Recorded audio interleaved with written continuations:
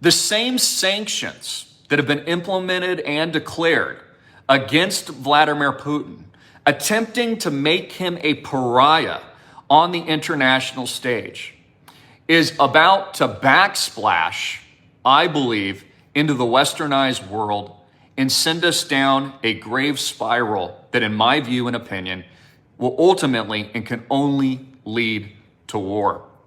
These are very, very serious events. I also believe, looking at the media itself and the narrative that they're pushing right now, that these events and the timeline for it, quite frankly, is imminent.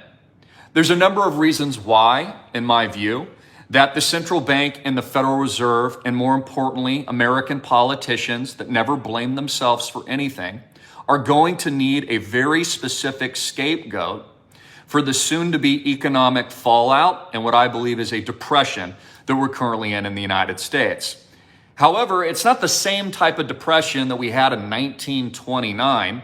This is an inflationary depression where real wage growth collapses, where the buying power of the average American eviscerates, where the middle class arguably no longer exists, which is why U.S. politicians and westernized politicians and even the UN Secretary General today warn of global planetary, arguably, collapse on multiple fronts, whether or not this is Ukraine or impending and current famines occurring, especially in second and third world countries, as a result of the same sanctions that they placed on Vladimir Putin, or it is the natural gas Nord Stream 1 pipeline shutdown, which doesn't appear to be coming on anytime soon, which is set to freeze millions of people potentially in Europe in a very hard and arduous winter that will not just be physically costly, but economically and financially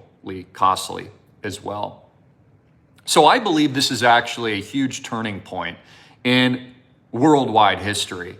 I believe that the referendums currently being put to a vote in the coming days in September in 2022 are not only extremely dangerous, but also biblically assured on multiple fronts.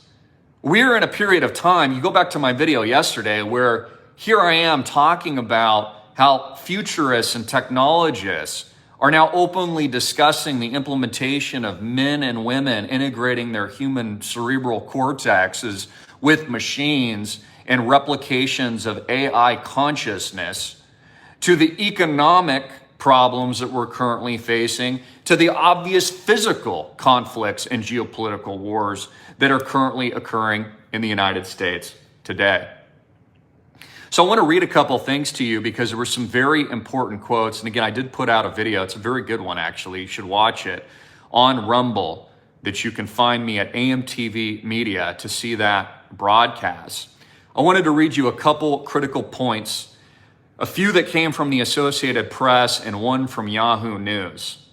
It says, many of Putin's closest allies have nonetheless appeared to view that the latest moves currently occurring in Ukraine as a major turning point in the war.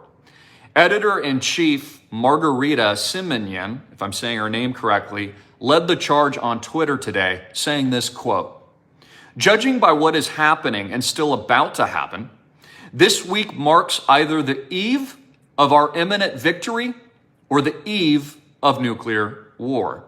This is a representative of Russia and the Russian media itself. It says we are on the eve of either imminent Russian victory or the eve of nuclear war. Now again, if and when these territories, and it's probably a matter of time, are successfully annexed in a vote, whether or not it's agreed upon by the West or not, that becomes Russian territory.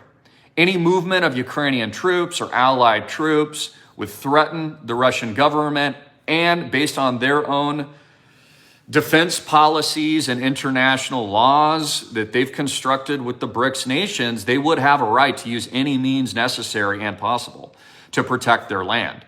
This could include nuclear, chemical, biological type events This could include electromagnetic pulse and on the spectrum, otherwise known as EMPs, and a lot of the work that even former President Donald Trump had worked on, implementing the Space Force in the United States as a new branch of the American military.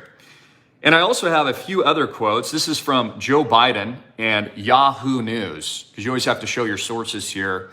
You guys know what's up, but it's amazing that most of the American population, unless it comes from the idiot box, which makes up their television, they won't believe it. So you have to stay at a source for them to believe it, as if these sources are the only benefactors of truth, and as if Americans can't think intelligently for themselves anymore, which is really, really sad. U.S. President Joe Biden, quote, warned in March that a direct confrontation between the NATO military alliance and Russia would mean World War III. Biden and NATO leaders have been careful to say that they do not want NATO troops in direct conflict with Russian troops. So there you have it. Joe Biden warns of World War III just last March. So here's what I've got my eye on.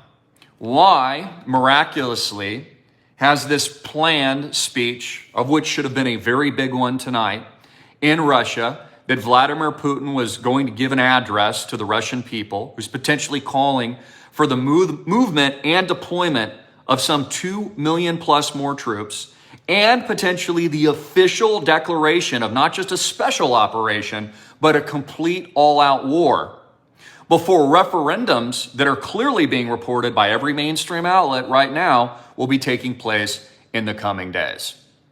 Here's the question. What will Putin's, but more importantly, China, who's really in charge of this new system, going to do next? What is their move, ladies and gentlemen?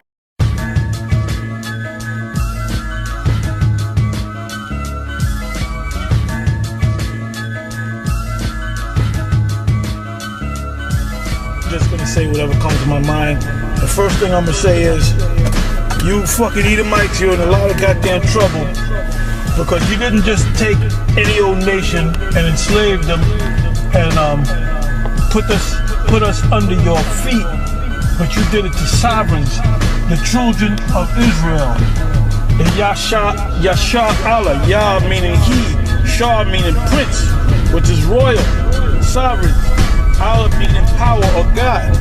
We are the princes of God, and you enslaved us for a period of more than 400 years. So what in the fuck do you think you're gonna get in return? You're gonna get cold fucked up. We're gonna kick your ass. We're gonna break you up. We're gonna fuck you up. We're gonna work you in the fields. We're gonna work your ass every day. And you ain't gonna get no fucking bread. You ain't gonna have no shift, man. If we decide to make your motherfucking ass work 2-3 days straight, you gonna do it, bitch. You gonna do it. You motherfuckers. You got that time is on our side, not your side, man. You can do whatever you want, but you better do it fucking quick, because your time is up, man.